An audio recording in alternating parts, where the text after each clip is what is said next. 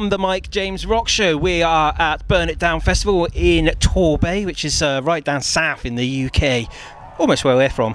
And we are joined by, we were discussing this just off camera because they both got the same names. So we're trying to find the plural of Josh. And we think it's Josh I, right, from Palm Readers. We got the Joshes. Yeah, I think so. Kind of works. It's a solo project from Palm Reader called the Josh Eyes. Oh, God. Yeah. Welcome back to the Mike James Rock Show. Pleasure to be back. Thank you for having us. It's all right, man. Thanks for coming down to our neck of the woods. It's not often that bands travel down. And We are paid to be here. Don't worry about it.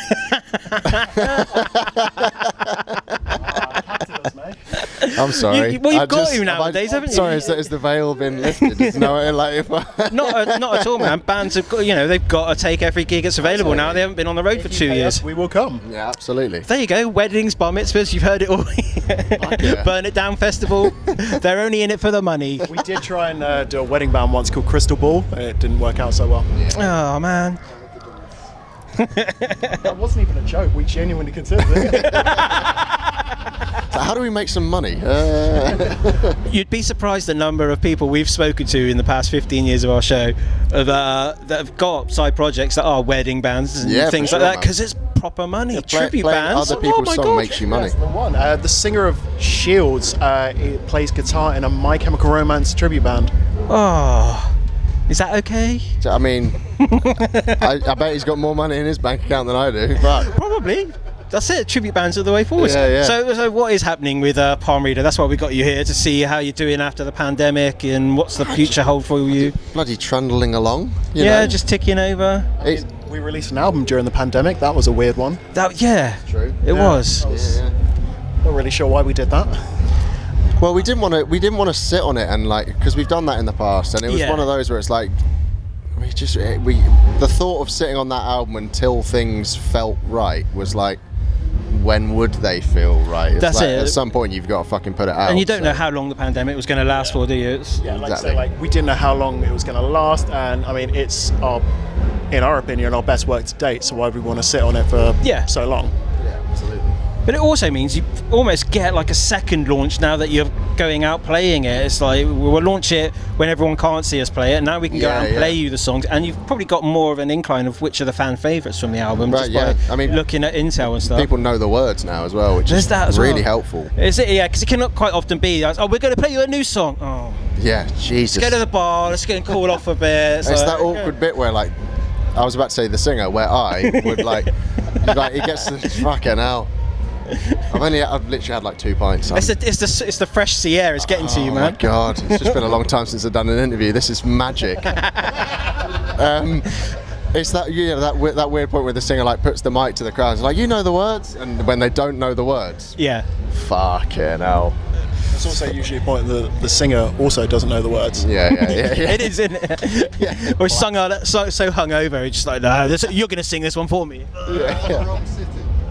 Oh yeah, call the wrong city out. That's happened before. Nice. I think I've done that once. Yeah. You're in Torquay at the moment. I did. Our cameraman Dan can remember it. You said Exeter was Bristol. Wicked. Still not as bad. We played a Huckle Pop in Belgium years and years ago. Well, that's pretty hard to say in itself, man. But we saw Eminem. He was headlining. Yeah. And the entire time he was shouting, Brussels! Brussels! I was like, Brussels, dude. you're 10 kilometres away from Brussels. The whole way through the set. Brussels. I can't remember who it was. We saw someone at the Cardiff International, and they were like, "You guys from England are crazy." It's like we're in Wales. And then, I think it might have been Disturbed or someone like that. The guitarist kind of go, "We're in Wales. It's a different country." It's like that's why you're getting booed, David, or whoever it was. Yeah. I'm just it was one of those kind of bands. Yeah. So have you started writing for the new album? Yeah. Was it surely. productive time in lockdown? Kinda. It was. I basically taught myself. I always kind of knew how to demo and record bits and pieces, but I taught myself how to use Logic properly. Oh, okay. So I'm in a position now where I can fully demo songs, which is for That's me cool. brilliant, and for the band I suppose as well. Is that pre-production as well, or you not? Yeah. Yeah. Essentially just being able to fully craft a song demo-wise rather than having to hash it out in a practice room. It's going to save you a lot of money as well, I guess, man. in time. If you're doing it all yourself, you can just go into a studio, record the bits that are needed, and Yeah, give it all over then. In terms of like writing though, I don't really stop. And the lockdown has helped because it's basically just given me so much more time than I would have ever had before. I was at one point I had like 5 songs that I was like in the process of writing literally at the same time, like skipping through projects and bit too productive, if anything, really. But you've had the time on your hands because you're not on the road and things like that. Yeah. So talking of time on the road, you're in Devon now. What's the rest of the year plan? Have you got dates booked and announced? And so 2022. The rest of the year we've got. We're playing in Sheffield we're playing in Sheffield for the Ant Allen tribute show with Devil Sold a Soul, Bad Sign, Feed the Rhino, Landscapes. Feed the Rhino are back. So they're back for this one show. So with Bad Sign, so a friend of ours passed away a couple of months ago. Oh, sorry to hear that. And Alan, he used to play drums in Dead Hearts, so it's like a tribute show for him. Oh, right, okay. So we're really privileged and honoured to be asked to play that because we did a bunch of shows with Dead Hearts. Yeah. Knew the guy really well. So we're doing that at the end of the month. We've then got. He gives the mic to me because he can't remember where we're playing. We're playing Scunthorpe. Scunthorpe? Maybe. We are. Lead singer syndrome. We're playing Scunthorpe with like Black Tongue and Raging Speedhorn. We're playing Swindon with, I can't remember who else on the bill, but Harriet are playing and they're wicked. Oh, okay. Label mates as well. They were supposed to be here, I think. They were. They played just as we got here. Livid. They're a great band. We've got our 2 headline shows. Which are the most important ones. So we're doing the Garage in London. Oh. Legendary face. Foxjaw supporting. That's on the sometime in November. I want to say 24th. So you're using that as your album launch party part 2 kind of thing. And then we're doing like it's like the anniversary of its release is the first shows we were like playing as like a headline. That's crazy, isn't it? It's like It's weird.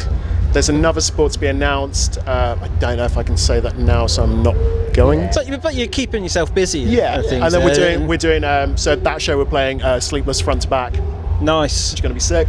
We're then doing the same with the same supports in Nottingham Rescue Rooms on the 14th of December. I actually know that one. And Nottingham's our like adopted hometown. So we moved up there about 5 years ago now. So. And it kind of works as well, doesn't it? Like being very central. It's just a few hours to London, but then a few hours to like Newcastle. Yeah, like when we're on tour and stuff, like we all had friends that lived in Nottingham, so the guys in Heck, Cat and such. So we'd always stay at theirs, like whenever we're on tour. So when we did Birmingham, Manchester, Sheffield, we'd always just radiate back to Nottingham. Yeah. Eventually we moved up there, and it makes life a lot easier. It keeps our girlfriends happy as well. Because you're not away all the time. Now we've all moved to Nottingham. We've all got dogs and houses and girlfriends and real life gets in the way. Girlfriends definitely should have been at the top of that list. I went dogs, houses, and then girlfriends. That's fucked. Just leave the dogs. She's upstairs as well. She'll kill me. At least you didn't put practice room first. Practice room, then the dogs. Fucking hell. You're gonna have to write a song for her now. I already have. Oh, bless. And I think with that we'll wrap it up because I think you've broken in enough now. You've done your first interview back I'm really on the road. sorry. I've never been good at this. Oh, you have, man. It's true. I can confirm that. We'll go back over the old ones and like give you a mark out of 10 like for each one and then send it over to you. Fucking hell, please do. So the Joshes, thanks very much for joining us. Thank you. On the Bye and listen to Sleepless. Love you. Bye.